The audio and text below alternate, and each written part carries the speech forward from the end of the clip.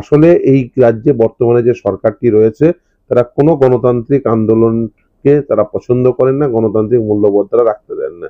দেখুন, এই চাকরি গেল কেন? এই চাকরি গেল তো এই অপদার্থগুলোর জন্য। যে অপদার্থগুলোর জন্য চাকরি গেল, সেই অপদার্থগুলোই আজকে লাঠি চালানোর নির্দেশ দিচ্ছে।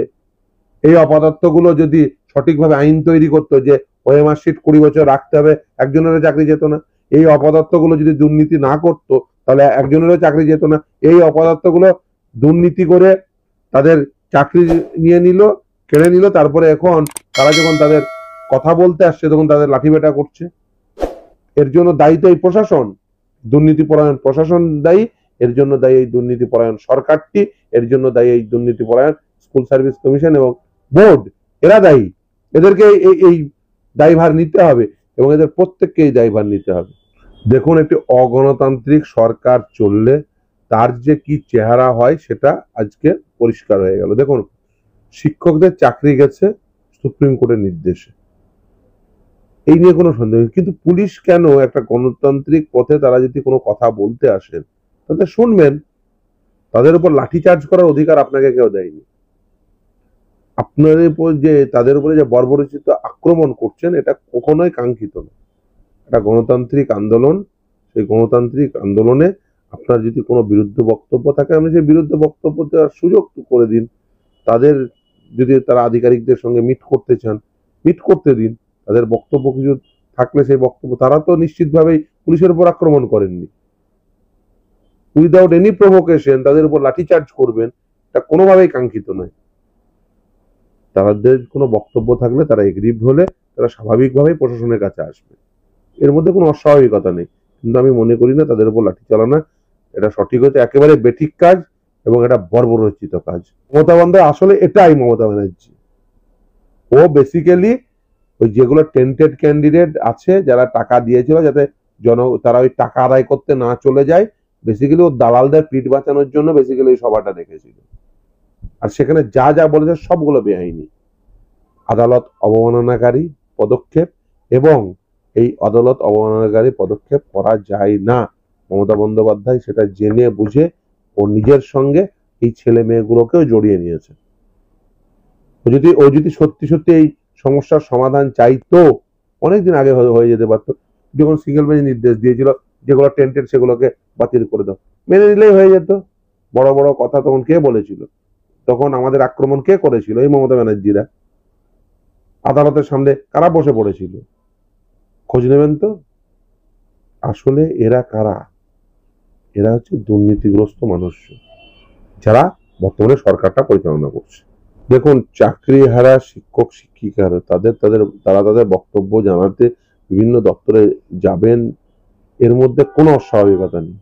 তুমি চুরি করবে, চুরি করে তাদের ওএমআর শিটগুলো হাফিস করে দেবে, তুমি চুরি করে র্যাঙ্ক জাম করে চাকরি দেবে, নন লিস্টেড ক্যান্ডিডেট চাকরি দেবে, তুমি চুরি করে ইন্টারভিউর মার্কস ম্যানিপুলেশন করবে, তুমি চুরি করে টাইপিং টেস্টের মার্কস ম্যানিপুলেশন করবে গ্রুপ সি দের ক্ষেত্রে, তুমি চুরি করে রেশিও ভায়োলেশন করবে, দিয়ে লেস মেরিটোরিয়াস ক্যান্ডিডেটদের ইন্টারভিউ সুযোগ করে দেবে। আর সেই সমস্ত কথা বলে কেউ বলতে গেলে ওদের উপর লাঠিপেটা করবে। মন্ত্রীর মেয়ে দুদিন আগে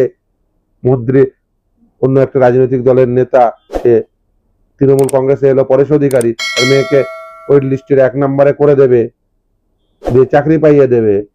সেটা কেউ বলতে গেলে তোমার গোসা হবে। এর জিনিস তো চলতে পারে না। তো চুরি করবে মমতা ব্যানার্জি, আর দায়ী হবে বিকাশ রঞ্জন ভট্টাচার্য, ফিরদৌস সিপিএমরা। চুরি করবে, চুরি করে চুরির টাকাগুলো মমতা ব্যানার্জি নেবে, চুরি করবে, চুরি করে চাকরি দেবে, আর দায়ী হবে বিকাশ রঞ্জন ভট্টাচার্য, ফিরদৌস সিপিএমরা। আরে ভাই, চুরি যে করেছো সেটা তো দিনের আলোর মতো পরিষ্কার। তোমার এসএসসি বলছে 6276 জনের ইললিগাল অ্যাপয়েন্টমেন্ট হয়েছে। এই রায়টি পড়বে, রায়ের 26 নম্বর প্যারাগ্রাফে এসএসসির অ্যাকনলেজমেন্ট আছে। এরপরে বলছো যে বিজেপি আর সিপিএম দায়ী।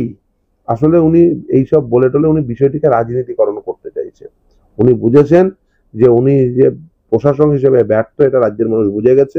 উনি যে দুর্নীতি পরায়ণ সেটাও রাজ্যের মানুষ বুঝে গেছে। এই অবস্থায় দাঁড়িয়ে উনি শুধু চাইছেন বিষয়টাকে গুলিয়ে দেওয়ার জন্য, এই বিষয়টিতে রাজনীতি আনতে। তাই সেই জন্য তিনি আননেসেসারি, দেখুন এখানে সিপিএম এরও কোনো ভূমিকা নেই, এখানে বিজেপিরও কোনো ভূমিকা নেই। হ্যাঁ, হতে পারে বিকাশ রঞ্জন ভট্টাচার্য তিনি একজন সাংসদ, রাজ্যসভার সাংসদ, তিনি একজন সিপিএম নেতা, কিন্তু তিনি এই মামলায় কি তার ভূমিকা সিপিএম নেতার ভূমিকা ছিল না, তার ভূমিকা ছিল একজন আইনজীবী। তিনি একদম এক্স্যাক্টলি আমি এই জায়গাতেই আসছিলাম, সেটা যদি বলতে হয় যে বিকাশ রঞ্জন ভট্টাচার্য তিনি রিট পিটিশনারদের হয়ে মামলা করার জন্য এই প্যানেলটা ডুবেছে, তাই সিপিএম দায়ী, তাহলে বলতে হয় তো কল্যাণ বাবু তিনি তো টেন্টেড ক্যান্ডিডেট হয়ে দাঁড়িয়েছে, তাহলে বলতে হয় যে তৃণমূল টেন্টেডদের হয়ে। বিকাশ রঞ্জন ভট্টাচার্য সিপিএম এর সাংসদ, তিনি বঞ্চিত চাকরি প্রার্থীদের দলে। এখানে তো পরিষ্কার দুটো লাইন, বঞ্চিত চাকরি প্রার্থীদের হয়ে বিকাশ রঞ্জন ভট্টাচার্য, ফিরদৌস শামীমরা, আর টেন্টেড ক্যান্ডিডেটদের হয়ে কল্যাণ বন্দ্যোপাধ্যায়, তৃণমূলরা। পরিষ্কার দুটো লাইন, এই পরিষ্কার লাইনের মাঝে আর কিচ্ছু নেই। আমরা বঞ্চিত চাকরি প্রার্থীদের পক্ষে, বঞ্চিতদের পক্ষে, আর ওরা সাদা খাতার মাস্টারদের পক্ষে। খুব পরিষ্কার লাইন। বলেছেন না আইসোলেট করতে, আমি বলছি আইডেন্টিফাই করুন। আপনারা আইডেন্টিফাই করুন যে পাড়ার কোন দালাল, আপনার গ্রামের কোন দালাল, আপনার ব্লকের কোন দালাল, আপনার জেলার কোন দালাল যারা পয়সা তুলেছে। দালালের যে স্তর ছিল আপনার কাছ থেকে, সেই ছেলেটি, যে ছেলেটি সাদা খাতা জমা দিয়ে চাকরি পেয়েছেন, আমি জানি আপনিও আম্বানি আদানি না। আপনি ধরুন তাকে, যাকে আপনি 15 লাখ দিয়েছিলেন, সে 2 লাখ রেখে কাউকে 13 লাখ দিয়েছে, তাকে সঙ্গে নিয়ে যায়, সে যাকে 13 লাখ দিয়েছে তার কাছে পৌঁছে যান।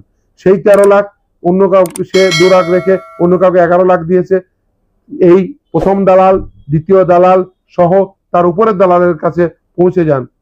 এইভাবে স্তর ভেদ করে, একটার পর একটা স্তর ভেদ করে একদম সুপ্রিম জায়গায় পৌঁছে যান, যার অনুপ্রেরণায় গোটা রাজ্য চলছে। সেখানে পৌঁছে যান, সেখান থেকে টাকাটিও আদায় করুন, আর এই যে আপনাকে বেতন ফেরত লাগবে সেই টাকাটিও আদায় করে নিয়ে আসুন। কারণ তার এই টাকা খাওয়ার জন্য আজকে আপনাকে আবার বেতন সহ আপনি কাজ করলেন, কিন্তু মুখ্যমন্ত্রী তো বলেছে টাকা ফেরত দিতে হবে না। সুপ্রিম কোর্ট রায় দিয়েছে, উনি কে বলা? আমি বলছি যে আপনাদের টাকা ভোগ করেছে, আপনি তার কাছ থেকে টাকা ফেরত নিয়ে আসুন, আপনার টাকাটিও ফেরত নিয়ে আসুন, আর আপনি তো কাজ করেছেন, সে আপনাকে বিপদে পরিচালনা করেছে, সেই টাকাটাও তার কাছ থেকে নিয়ে আসুন।